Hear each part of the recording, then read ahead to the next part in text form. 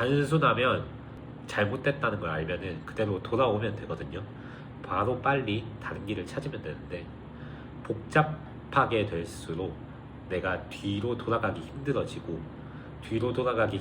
때문에 설령 돌아간다고 하더라도 다시 올바른 길로 갈 체력이 없어진다고 생각합니다.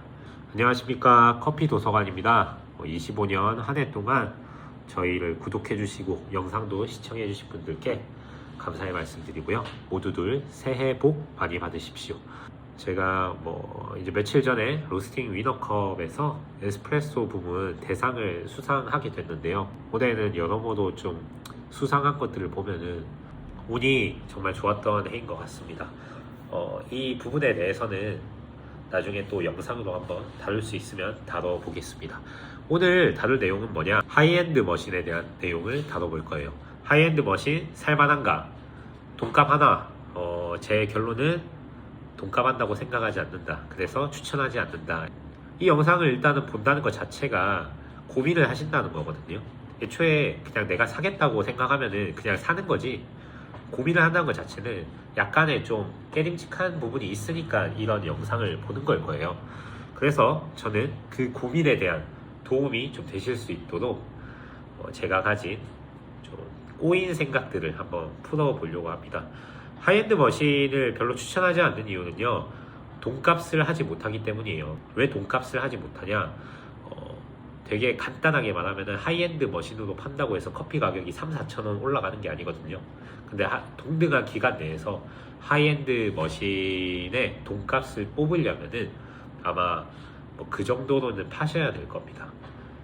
그러니까 3,800원을 내가 커피 가격을 삼았다면은 하이엔드 머신의 가격을 뽑으려면은 못해도 5,800원에서 6,800원 이상은 아메리카노를 팔아야 그 투자금을 적절히 회수하실 수 있을 거예요.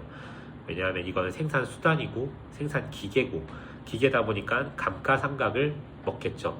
그러니까 정해진 기간 내에서 이 투자금을 회수해야 되는 부담이 올라가요. 그래서 추천을 안 해요. 첫 번째로 지금 경기가 굉장히 러프한데 이런 부담을 지면서, 안 그래도 창업하는데 부담되는데 이런 부담까지 질 필요가 없다. 그리고 두 번째는 돈값을 하려면은 비교 우위가 있어야겠죠. 근데 커피 머신에서 비교 우위라면은 앞서 말씀드린 그런 가격적인 부분이랑요, 두 번째는 맛이에요. 적어도 이 가격이 정당화가 되려면요, 이 하이엔드 머신을 사용하는 업장들의 한 80%에서 90%는 커피가 무조건 맛있어야 돼요. 여기서 맛있다라는 기준은 일반적인 대중들이 먹었을 때 맛있어야 한다는 거죠. 근데 그 질문에 예스가 안 나오게 되면은 사실 이만한 돈값을 하지 못하는 거거든요. 그래서 별로 돈값을 못한다고 생각해요. 왜냐하면 80-90%가 맛있다고 생각하지 않으니까요. 탐만 나는 커피도 나오고요, 자극적으로 신맛 나오는 커피도 나와요. 원두가 그래서 그런 거 아니냐, 생두가 별로 안 좋은 거 아니냐, 그 말이 맞는 거죠. 그러면은 더더욱이 이 머신이 아니라 생두나 로스팅 원두나 물, 그라인더 이런 부분에 투자를 하는 게 맞겠죠. 그 돈의 가치라는 거는 금리가 가장 결정적이겠죠. 금리, 환율, 그 내에서 이제 생산해내는 제품들의 가격의 이런 상대적인 정도, 이런 것들을 보면서 이게 이제 돈값을 하냐 이렇게 말을 할 수 있을 텐데, 커피라는 사업이 사실 IT라던가 자동차라던가 이런 사업에 비해서 만들어낼 수 있는 부가가치의 절대적인 금액이 큰 편은 아니라고 보거든요. 그게 큰 편이라면은 막말로 S&P 500에 진짜 M7에 스타벅스가 들어가 있어야 돼요. 근데 그게 아니지 않습니까?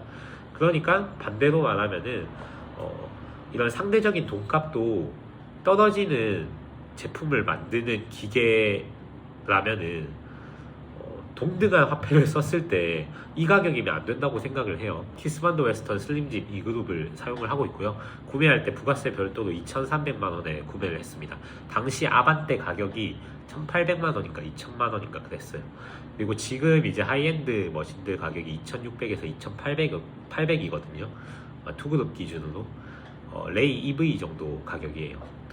그러면은 그 정도 똑같은 화폐 가치로 봤을 때 뭘 살 거냐라고 하면은 기본적으로는 이제 레이 EV를 사겠죠. 아니면은 뭐 보급형 심, 내가 커피 하는 사람이면은 보급형 심에 2그룹 600에서 700 사고 그냥 중고차를 하나 사는 게 더 나을 겁니다. 뭐 영업면이나 아니면은 여러 가지 이런 생활 편리성에서요. 뭐 차 있으면은 오픈이라도 더 빨리 할 수 있잖아요. 퇴근도 늦게 할 수 있고, 뭐 그게 또 자영업자의 숙명 아니겠습니까? 여튼 그런 측면에서 일단 너무 비싸다, 상대적인 가격을 봤을 때. 그리고 뭐 그런 얘기를 하는 분들이 계세요. 이게 비싼 이유는 시장에서 팔리니까 비싼 거고, 시장에서 팔리는 이유는 이 기계만이 가진 어떤 고유한 기술이 있어서 그만한 돈값을 하기 때문에 비싼 머신이 필요 없다, 좋지 않다 이렇게 말하는 거는 되게 시장 모순적이다 이렇게 이야기를 하시는 분이 있을 수도 있지만, 뭐 제 생각은 그래요. 제가 맞다는 게 아니라 저는 그냥 시장이 작아서 생기는 현상이라고 생각하거든요. 원래 시장이 작으면은 가지고 있는 제품군들의 가격이 되게 비합리적인 경우가 많아요. 두바이 쫀득 쿠키가 원재료가 겁나 많이 나오는 시장으로 크다면은 두바이 쫀득 쿠키 가격이 뭐 이렇지는 않겠죠. 초코파이만큼 싸지지 않을까요? 그러니까 시장이 작으면은 결국에 구성하고 있는 그런 원재료나 혹은 만드는 기계 이런 것들이 비쌀 수밖에 없다는 거죠. 그 기계가 어떤 엄청난 시장성을 가지지 않더라도요.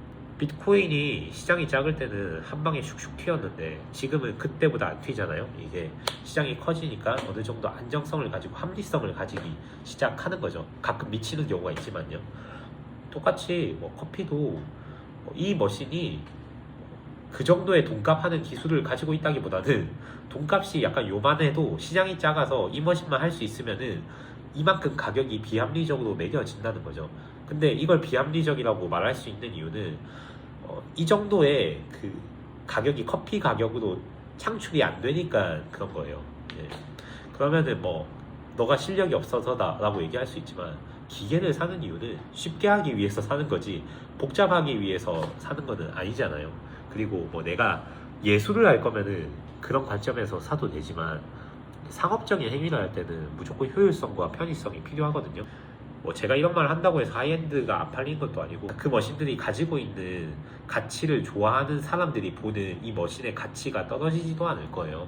그냥 저는 다만 창업을 준비하고 이런 하이엔드 머신을 고민하는 분들께서 좀 이런 의견도 한번 보시고 참고했으면 해서 영상을 찍는 겁니다. 예. 저라면 어떻게 할 것 같냐?